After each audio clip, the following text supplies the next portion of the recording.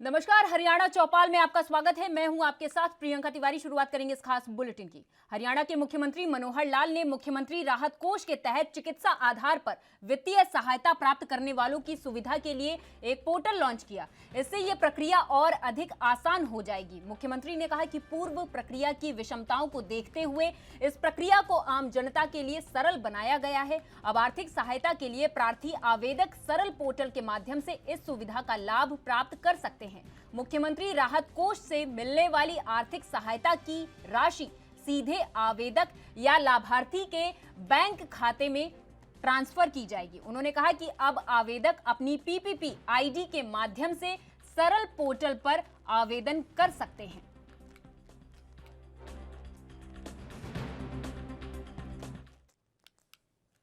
मुख्यमंत्री मनोहर लाल ने आज झज्जर में आयोजित उद्घाटन और शिलान्यास समारोह में शिरकत की और करीब 23 करोड़ 30 लाख रुपए की लागत से बहादुरगढ़ शहर में नवनिर्मित 18 बेस के नए बस स्टैंड समेत सेक्टर 13 बहादुरगढ़ में 10.06 करोड़ रुपए की लागत से नवनिर्मित राजस्व कॉलोनी, गांव कसार और जाखौदा में नवनिर्मित स्कूल भवन का उद्घाटन कर जिलावासियों को समर्पित किया। मुख्यमंत्री मनोहर लाल ने विकास योजनाओं के शुभारंभ पर कहा कि झज्जर में ये विकास योजनाएं हर जनमानस के लिए उपयोगी रहेंगी और सभी को इन योजनाओं का सीधा लाभ मिलेगा। उन्होंने कहा कि पुरातत्व संग्रहालय के निर्माण से जहां ऐतिहासिक वस्तुओं का संग्रहण होगा और पुरातत्व से संबंधित रिसर्च वर्क में संग्रहालय शोधकर्ताओं के लिए भी मददगार होगा। वहीं जिला में नवनिर्मित विद्यालय भवन विद्यार्थियों को बेहतर शैक्षणिक माहौल देने में सहयोगी रहेंगे।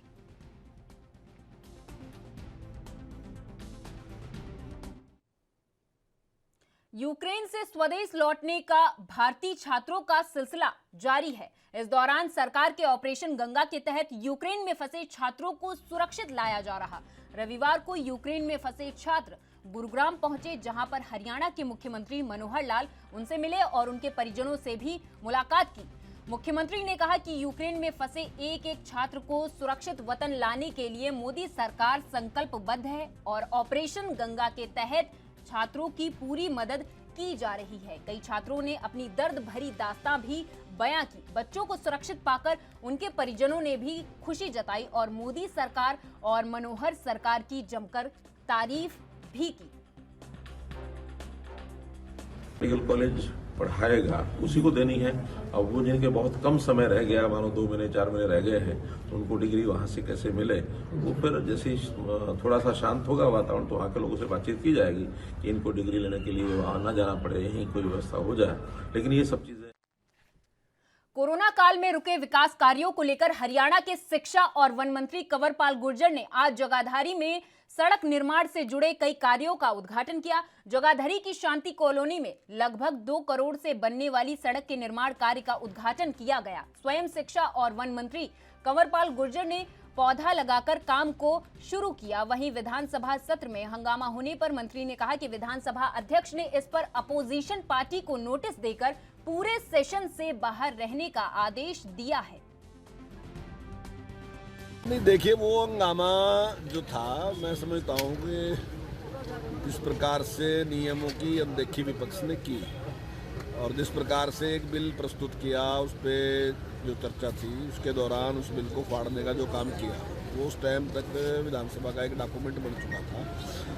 जिस प्रकार से उसको फाड़ के जो अमर्यादित व्यवहार हमारे बहुत ही सीनियर मेंबर हैं जो उन्होंने किया, तो उसके खिलाफ माननीय अध्यक्ष जी ने उस पर नोटिस दिया और उनको इस सेशन के लिए पूरे टाइम के लिए निलंबित करने का आदेश उन्होंने दिया। सर, इसमें हालांकि अध्यक्ष जी नहीं चाहते थे कि उसको निलंबित किया जाए या सेशन से निकाला जाए, हाउस से निकाला जाए। उन्होंने उसके बाद भी उन्होंने कहा कि भी अगर वो अपने आचरण पे खेद व्यक्त करते हैं तो ये जो निर्णय लिया इसको वापस लिया जा सकता है। लेकिन क्योंकि उन्होंने उस पर कोई खेद व्यक्त नहीं किया, बल्कि खेद व्यक्त करने की जगह उनकी सारी पूरी पार्टी ने उसके पक्ष में बोलना शुरू कर दिया।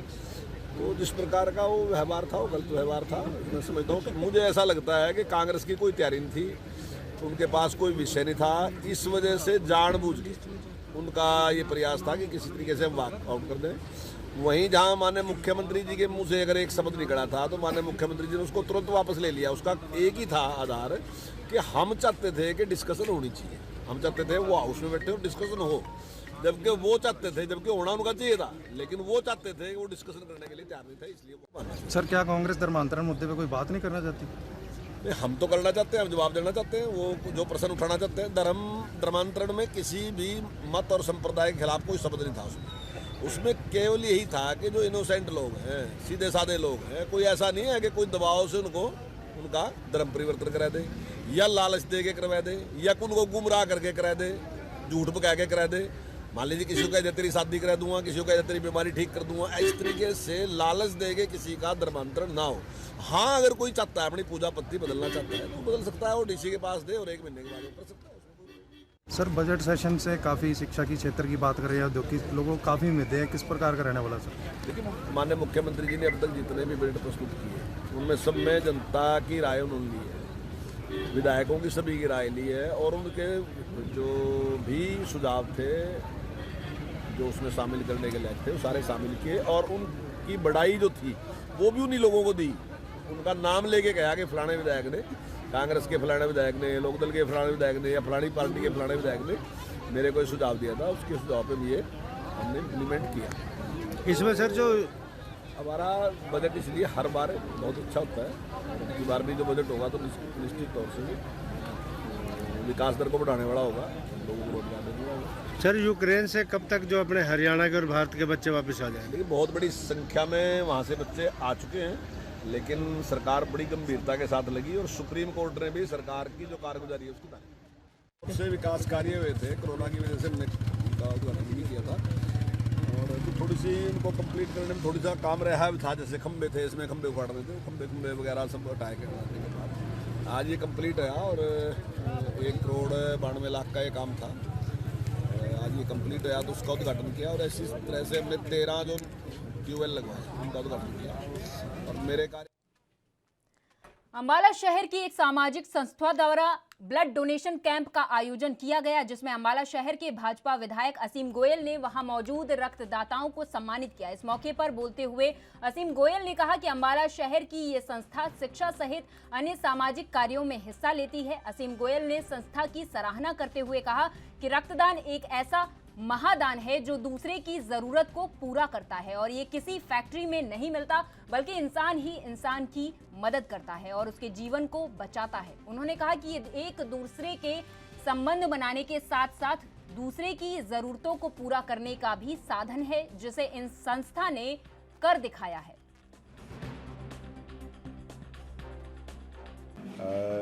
आज का जो ब्लड डोनेशन कैंप है, राउंड टेबल जो एक संस्था जो बहुत बड़े स्तर के ऊपर शिक्षा के अंदर, सामाजिक कामों के अंदर और अपना बहुत योगदान देती रहती है। अंबाला का भी इनकी जो भी राउंड टेबल की एक चैप्टर या ब्रांच शुरू हुई है, उन्होंने आज ब्लड डोनेशन कैंप का यहाँ आयोजन किया अंबाला क्लब में।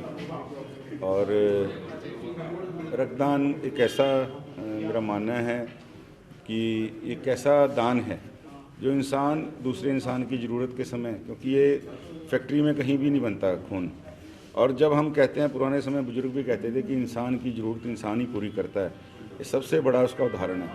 आदमी को, सामाजिक हम प्राणी हैं, समाज में जीना है तो समाज में हमारे संबंधों को मजबूत करने का, एक दूसरे के प्रति हमारी ज़रूरत को एहसास कराने का ये एक सबसे बड़ा साधन है। और इस प्रकार के आयोजन, इस प्रकार के कैंप्स समाज के अंदर मेरा मानना है भाईचारे को भी बढ़ाते हैं, एक दूसरे के प्रति हमारे अंदर का इंसान जिंदा रहता है, जो कहीं ना कहीं भौतिकता के चक्कर में इंसान हमारे अंदर का मर गया है। ये रक्तदान शिविर में आके दोबारा इंसान जिंदा होता है, इंसानियत जिंदा होती है। तो मैं आयोजकों को बहुत बहुत साधुवाद देता हूँ और राउंड टेबल की इस पूरी नई टीम को मैं बहुत शुभकामनाएं। संस्था के इस प्रयास को आप किस निगाह से देखते हैं? कैसे? हाँ, मैंने जैसे बोला कि ये बहुत अपने आप में अनुकरणीय जो प्रयास है, इसका सबको फॉलोअप लेना चाहिए। रूस और यूक्रेन युद्ध के चलते विद्यार्थियों का यूक्रेन से स्वदेश लौटने का सिलसिला जारी है। शासन प्रशासन का दावा है कि जिले के 52 विद्यार्थियों में से 38 लौट आए हैं और बाकी 14 भी जल्द लौट आएंगे। यूक्रेन से सकुशल अपने परिजनों के पास पहुंचे एमबीबीएस के छात्रों ने सरकार का धन्यवाद किया। यूक्रेन से लौटे छात्रों से मिलने कोसली विधायक लक्ष्मण यादव भी पहुंचे, जहां उन्होंने कहा कि रेवाड़ी के 38 विद्यार्थी सकुशल स्वदेश लौट चुके हैं और 14 विद्यार्थी यूक्रेन से निकलकर साथ लगते देशों में भारतीय दूतावास के संपर्क में हैं और जल्द ही वे अपने घरों को सकुशल पहुंच जाएंगे। इनके कॉलेज में 2500 के आसपास बच्चे इंडियंस थे, वो सकुशल अपने देश लौट आए हैं और इनको किसी तरह की कोई परेशानी नहीं हुई। जैसे आजकल मीडिया में रूमर जो फैल रही है, मेरे आने का कारण भी यही है कि भाई रूमर जो फैल रही है उसमें कितनी सच्चाई है और कितनी झूठ है। तो आपने गरिमा का इंटरव्यू देख भी लिया होगा। अगर भारत सरकार बड़ी ताकत के साथ अपने एक एक नागरिक को बचाने का निरंतर प्रयास जारी है और हजारों की संख्या में इंडिया में वापस लौट चुके हैं। कुछ लोग इंडियंस बचे हैं, उनके लिए भी भारत सरकार आदरणीय मोदी जी प्रयासरत हैं और उनको भी हम सकुशल अपने देश में लेके आएंगे। काफ़ी सिचुएशन वर्स हो गया था जब कीव पे अटैक हुआ, उसके बाद से चीज़ें थोड़ी चेंज हुई थी। फूड का शॉर्टेज वगैरह शुरू हो गया था, हम जब तक थे वहाँ पे, और हमें टाइम रहते ही इवैक्यूएट कर दिया गया, जिसकी वजह से हमें ज़्यादा प्रॉब्लम्स नहीं हुई। तो वही थैंक्स टू गवर्नमेंट कि हमें पहले ही निकाल दिया गया था, इससे पहले की सिचुएशंस और वर्स हो चुकी। विधायक साहब भी यहाँ पर आए, हरियाणा सरकार से विधायक है, तो और भी सरकार की तरफ से आपको किस प्रकार की वहाँ मदद मिली, किस प्रकार की अपेक्षा थी, या जो अब वहाँ दूसरे बच्चे फंसे हुए हैं उनके बारे में क्या मैसेज देना चाहेंगे? क्योंकि विधायक साहब के साथ गवर्नमेंट ने जितना सोचा था उससे पहले ही हमें इवैक्यूएट कर दिया था। केंद्र का सबसे अहम योगदान मुझे पता चला इस इवैक्यूएशन के टाइम पे। एज अ स्टूडेंट मैं नॉर्मल हूँ, इतना केंद्र पे मेरा इतना प्रभाव दिखा नहीं, लेकिन जब इवैक्यूएशन हुआ, जब मुझे उस टाइम पे अपनी केंद्र की जो पूरी अहमियत पता चली है, जैसे हमने रोमानिया बॉर्डर, ऐसे मैंने बताया इनको भी, जैसे बॉर्डर क्रॉस किया वहाँ पे, पूरा जो हमारी इंडियन गवर्नमेंट है उसका जो मुझे प्रभाव दिखा, रशिया पे भी और यूक्रेन पे भी जो प्रभाव दिखा हमें, वो पूरा देखने लायक था। और जब हमारी वापसी भी हुई तो पूरा अच्छे से हमारा ख्याल रखा गया, A to Z। हमें घर तक भी छोड़ना प्रोवाइड किया गया केंद्र सरकार ने और हरियाणा सरकार ने, तो मैं पूरा खुश हूँ सरकार से। आशीष, अभी तक जी, जो वहाँ की परिस्थितियाँ थी, आपने भारत चीन, भारत पाक के बारे युद्ध के बारे में सुना होगा, लेकिन खुद इस बार अपनी आंखों से आपने देखा, क्या लगता था, क्या कैसा माहौल था? मैं वहाँ पे था 24 फेब में। हम जैसे रात में पूरा नेट स्क्रॉल कर रहे थे, युद्ध का तो सबको पता ही चल गया था, लेकिन ये लगा लीजिए इवानो फ्रैंकिव्स जहाँ पे मैं था, वहाँ पे सायरन बजा 4 o'clock in the morning, siren बजा वहाँ पे। हम खिड़की के गए तो वहाँ से हमारा एयरपोर्ट जस्ट 10 किलोमीटर की दूरी पे है एयरपोर्ट, लेकिन एयरपोर्ट की तरफ जैसे देखा तो इतना बड़ा बादल हमें दिखा। इवानो फ्रैंकिव्स में भी एयरपोर्ट पे ब्लास्ट कर दिया था क्योंकि वहाँ पे मिलिट्री का बेस था।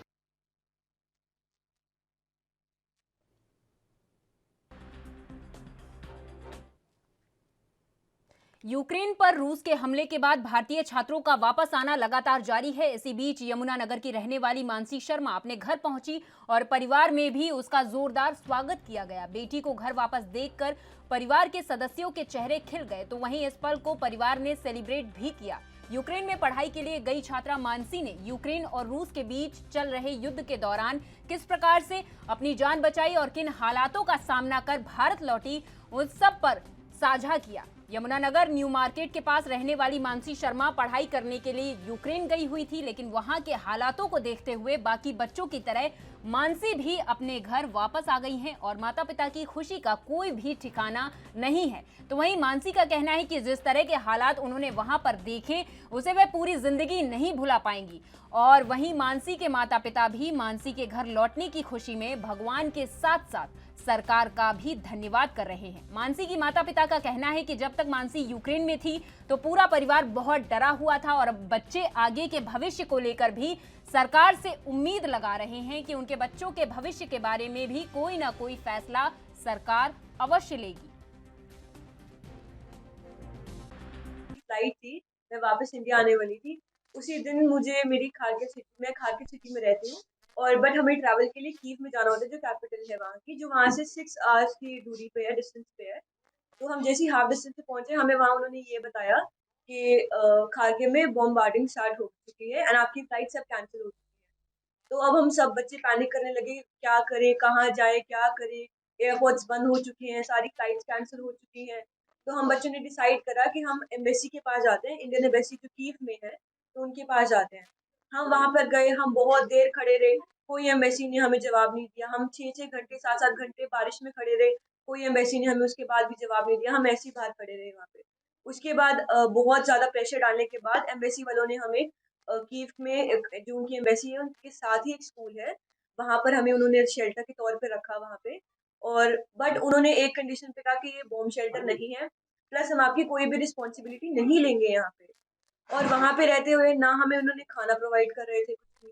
जो खाना आ भी रहा था वो बासी था, और जो कोई खा रहा था उसको कोई पेट में प्रॉब्लम्स वगैरह कुछ हो रही थी, या कुछ ऐसा डायरिया वगैरह कुछ हो रहा था। तो चौथे दिन 4 दिन हमने जैसे तैसे निकाले, बिना खाने, बिना खाए, बिना पिए, कोई दिक्कत नहीं। ऑब्वियसली पेरेंट्स तो बहुत डरे ही हुए थे, और बच्चे की वहाँ जब बात करते थे तो थोड़ा सा रिलैक्स फील होता था जब बच्चा कहता था कि मैं वहाँ सेफ हूँ। अदरवाइज वो 24 आवर्स पैनिक ही रहे हैं हम लोग। तो भारत सरकार का बहुत थैंक्स है कि उन्होंने बच्चों का वहाँ टेक केयर किया, अच्छे से हर चीज़ प्रोवाइड करवाई वहाँ, और बच्चे सही सलामत अपना घर पहुँचे। हमारी सरकार अभी तो सारा ध्यान सिर्फ यही था कि हमारा बच्चा वापस आए, बाकी सारी चीज़ें तो बाद में। तो जो मेन सबसे बड़ी हमारी दिक्कत थी, हमारा बच्चा वापस आया, हमारा बच्चा वापस आ गया। अब देखते हैं इसके बाद आगे क्या कार्रवाई रहती है, सरकार की तरफ से हमें क्या सहयोग मिलता है, और उम्मीद है कि सरकार की तरफ में अच्छा ही सहयोग मिलेगा। कहना चाहूँगा कि जो भी बच्चे यूक्रेन से भारत आए हैं, उन्होंने जो वहाँ का बीच का सफ़र था वो बड़ा असहनीय था, बड़ा कष्टदायक था। उस कष्ट के अंदर उसकी भावना में और शब्दों में उसको व्यक्त ही नहीं किया जा सकता। इतना ज़्यादा अधिक मतलब वो था कि जिसमें बेचारे असहाय लग रहे थे। भारत सरकार ने बड़ा प्रयत्न किया, प्रयत्न करने के बावजूद भी जो यूक्रेन शहर में जो बमबारी हो रही थी, जो ब्लास्ट हो रहे थे, उसमें वो भी असहाय लग रहे थे। लेकिन जो बच्चों ने बॉर्डर क्रॉस किया, वो चाहे अपना हॉलैंड पहुँचे, हंगरी पहुँचे या रोमेनिया पहुँचे, तो वो वहाँ उनको जो फैसिलिटी दी गई और जो उनको वहाँ से ले जाने का काम किया गया, और उसको जो खाना पीना प्रोवाइड किया गया, उसके लिए वास्तव में इंडियन गवर्नमेंट जो है वो साधुवाद के पात्र है। उन्होंने जो काम करके दिखाया कि अपने बच्चों को अपने जिस प्रकार से लाए, जिस प्रकार से एक माँ बाप अपने बच्चों को प्यार करके स्नेह से लाते हैं, इसी प्रकार से इंडियन गवर्नमेंट उसको वहाँ लाई, और वहाँ से इंडियन बच्चों को लाके बॉम्बे छोड़ा। और बॉम्बे हरियाणा गवर्नमेंट ने उससे भी अधिक जो प्यार और जो चीज़ें दी, वो अपने आप में, जिसको मैं कहता हूँ कि उनके मैं जितना धन्यवाद करूँ कि आपने अभी तक जो बच्चों के साथ किया वो बहुत ही सराहनीय है। और यहाँ रुकेंगे एक छोटे से ब्रेक के लिए, आप कहीं मत जाइए, देखते रहिए एनबी न्यूज।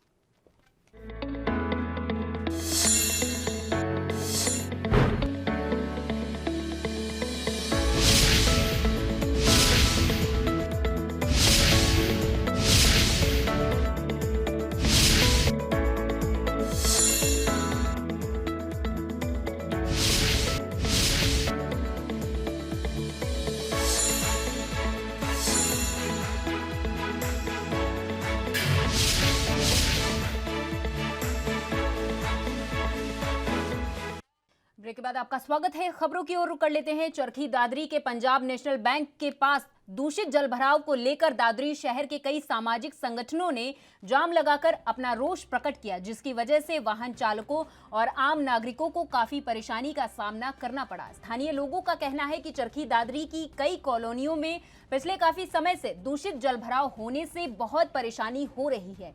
अधिकारियों को कई बार अवगत करवाने के बाद भी इस समस्या पर कोई ध्यान नहीं दिया जा रहा है। लोगों का पैदल चलना भी मुश्किल हो गया है। लोगों ने सरकार और प्रशासन के खिलाफ जमकर नारेबाजी की।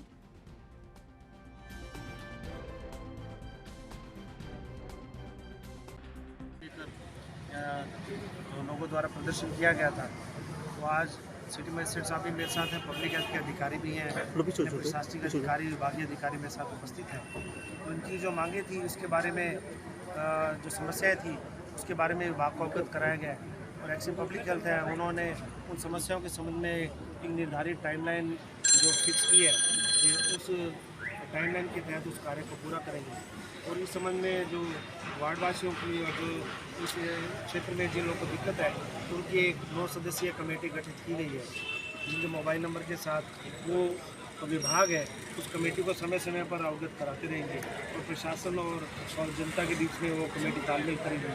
फिर भी कोई समस्या रहती है तो जिला प्रशासन हमेशा किस प्रकार की समस्याएं हैं? समस्याएं जैसे पानी की निकासी को लेकर समस्याएं हैं, सीवर के ओवरफ्लो को लेकर समस्याएं हैं, ये पानी के कंटेमिनेशन की, सीवरेज पानी की समस्याएं हैं। तो उसमें जो इमीडिएट जो तत्काल प्रभाव से जो इसके लिए निदान के लिए कार्य किए जा सकते हैं सुपर सटर मशीन के द्वारा, ट्रैक्टर के द्वारा, वो तत्काल प्रभाव से विभाग अभी आज इसको शुरू करने जा रहा है। ये पिछले 3 साल से जी यहाँ पर बुरा हाल है। नगर पालिका बैक साइड घुटनों तक पानी भरा रहता है, वो भी सीवर का बहुत ही गंदा, जो लोग मलमूत्र घर में यूज करते हैं, घर में किया जाता है, वो यहाँ आता है। मतलब घर से बाहर पैर नहीं रख सकते हम, इतना बुरा हाल है। हर घर में बीमार हैं जी, बच्चे बीमार हैं, बड़े बूढ़े बीमार हैं। 2-3 तो यहाँ मौतें भी हो चुके हैं जी, सिर से ऊपर पानी जा चुका है। महीने की बात हो, 2 महीने की हो, 10 दिन की हो, 20 दिन के सहन कर ले। पिछले 3 साल से दुखी हैं जी, अब बिल्कुल सहन नहीं होगा जी। सरकार जब तक हरियाणा प्रशासन, दादरी प्रशासन जब तक हमारा सुधार नहीं कर देता, यहाँ से बिल्कुल नहीं उठेंगे। पूरा बड़ा आंदोलन किया जाएगा, इसके बाद अनशन भी किया जाएगा। अगर यहाँ से सुधार हो जाता ठीक है, नहीं तो अनशन करेंगे डीसी ऑफिस के आगे। क्या इससे पहले कोई अधिकारियों से बातचीत की गई है? 100 बार, 50 बार, 200 बार जी, आज से नहीं कर रहे जी, पिछले 3 साल से कर रहे हैं। पहली बार नहीं है जी, 100 बार कर चुके हैं। पब्लिक हेल्थ एक्शन अधिकारी, डीसी, एडीसी, एसडीएम सभी जगह दे चुके हैं जी, एक जगह नहीं। तो कोई समाधान नहीं हुआ? कोई समाधान हुआ। वहीं यूक्रेन में फंसे एक छात्र को सुरक्षित वतन लाने के लिए छात्रों के परिजनों ने हरियाणा सरकार का आभार जताया और बच्चों को सुरक्षित पाकर उनके परिजनों ने खुशी जाहिर की। साथ ही सीएम ने उनके भविष्य को लेकर भी आश्वस्त किया और कहा कि वो किसी भी प्रकार की चिंता न करें। बहुत डर गए थे कि हम कैसे बाहर निकलेंगे। एक टाइम के लिए हमने उम्मीद खो दी थी नहीं, हम क्या करेंगे क्या नहीं करेंगे।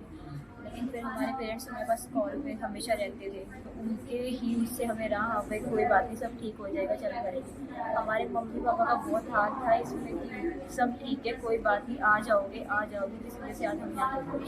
और गवर्नमेंट का भी पूरा सहयोग रहा वहाँ से और यहाँ आने तक का, वहाँ रुकने का भी, वहाँ खाने का इंतजाम भी, मतलब गवर्नमेंट का पूरा सपोर्ट रहा। इसके लिए मैं अपनी तरफ से, परिवार की तरफ से सरकार का बहुत बहुत धन्यवाद करना चाहूँगा आपके माध्यम से। तो अभी बिटिया बता ही रही थी आपके सामने कि कितना भयावह रूप था वहाँ पे, उन्हें पता नहीं कहाँ जाए, कहाँ बम गिर जाए, कुछ पता नहीं था। तो किस्मत ही थी कि बच्चे निकल के सकुशल आ गए। और मैं तो प्रभु से, ऊपर वाले से ये और प्रार्थना करता हूँ कि जो बच्चे अभी हमारे फंसे हुए हैं वो भी जल्द अपने घर वापस आ जाए। वो सीएम साहब ने भी अभी बताया है कि भाई अभी थोड़ा माहौल शांत हो जाए, उसके बाद बातचीत करेंगे भाई जिस बच्चों का थोड़ा कम ही समय रह रहा था, बिल्कुल उनके लिए क्या डिग्री मिल सकती है वहाँ से, जिनका समय बचा हुआ है, 2-3 साल बची हुई है, उसके लिए भी आगे का अभी थोड़ा माहौल वहाँ शांत हो जाए, उसके बाद ही बातचीत होगी कि कैसे कर सकते हैं। कीव में थे हम, हॉस्टल में थे, वहाँ पे हॉस्टल को बंद कर दिया गया था, वो सारी जगह बुकिंग हो रही थी, हमें दिख रही थी फायरिंग चलती हुई दिख रही थी पूरी वहाँ से। लेकिन ये था कि एम्बेसी के थ्रू सारी चीज़ें पता चल रही थी, हॉस्टल वालों ने भी लॉकडाउन कर दिया था वहाँ पे, बिल्कुल कुछ नहीं, सेफ थे। बहुत बड़ी समस्या अचानक आ गई थी। यूक्रेन का और रशिया का जो युद्ध चल रहा है उसमें हमारे यहाँ के पूरे देश भर के लगभग 18,000-19,000 छात्र थे, हरियाणा के उसमें 1800 छात्र हैं। पहला काम तो ये है कि वो सकुशल वहाँ से वापस लौट आए, उसकी व्यवस्थाएं मिनिस्ट्री ऑफ एक्सटर्नल अफेयर्स ने की, हमारे कई मंत्री वहाँ गए, स्पेशल फ्लाइट्स वहाँ से चलाई गई और उसमें अधिकांश लोग वापस लौट आए हैं। फिर भी कुछ अभी शहरों में फंसे हुए हैं और बॉर्डर्स के ऊपर जो लोग हैं उनको फ्लाइट्स लेकर के आ रही हैं। मैं समझता हूँ कि जो लोग अंदर रह गए हैं वो सुरक्षित कैसे निकले, इसकी चिंता प्रधानमंत्री जी भी कर रहे हैं और हम लोग भी लगातार अपने जो हरियाणा के लोग हैं उनसे संपर्क बनाए हुए हैं। 1800 के आसपास हरियाणा के जो छात्र थे उसमें से 80 के आसपास अभी भी यूक्रेन में शहरों में जो हैं उनका संपर्क बना है और कैसे वो निकल सकते हैं उसकी चिंता हम सब कर रहे हैं और जब सब वापस आ जाएंगे तो फिर आगे इनके भविष्य की चिंता भी जरूर भारत सरकार भी करेगी, MCI करेगी और हम उसको फॉलो करेंगे और हम भी कोई अच्छे सुझाव उनको देने वाले हैं। तो मीटिंग होगी इसमें जाकर सुझाव पता है, क्योंकि डिग्री तो जो मेडिकल कॉलेज पढ़ाएगा उसी को देनी है। अब वो जिनके बहुत कम समय रह गया, मानो 2 महीने 4 महीने रह गए हैं, तो उनको डिग्री वहाँ से कैसे मिले, वो फिर जैसे ही थोड़ा सा शांत होगा वातावरण तो वहाँ के लोगों से बातचीत की जाएगी कि इनको डिग्री लेने के लिए वहाँ ना जाना पड़े, यहीं कोई व्यवस्था हो जाए। अंबाला में चोरी के मामले दिन प्रतिदिन बढ़ते जा रहे। अंबाला छावनी के तेली मंडी इलाके में देर रात 2 चोरों ने चोरी की वारदात को अंजाम दिया। घर के लोगों की गैर मौजूदगी में चोर कई तोला सोना लेकर फरार हो गए। घर मालिक ने बताया कि उनका काफी नुकसान हो चुका है। 4 दिन से वे लोग बहुत परेशान हैं। कई बार पुलिस का दरवाजा खटखटा चुके हैं, लेकिन अभी तक पुलिस को कोई भी सुराग नहीं मिल पाया है।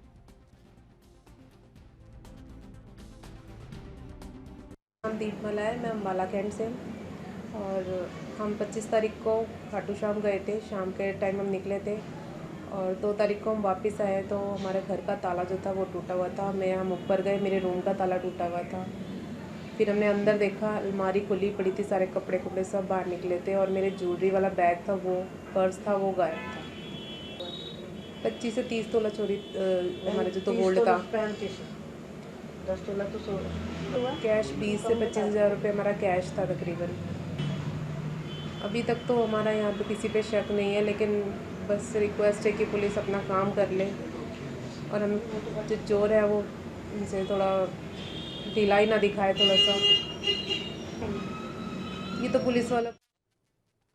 और मेरे साथ इस खास पेशकश में बस इतना ही। आप देखते रहिए ANV न्यूज़। नमस्कार।